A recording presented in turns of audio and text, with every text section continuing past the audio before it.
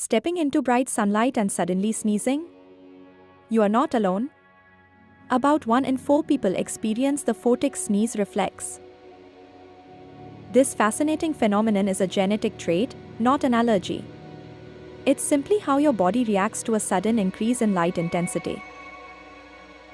Scientists believe it's due to a crossed wire in your brain. The optic nerve, sensing light, runs close to the trigeminal nerve, which controls sneezing. Bright light overstimulates the optic nerve, accidentally triggering the trigeminal nerve and causing a sneeze.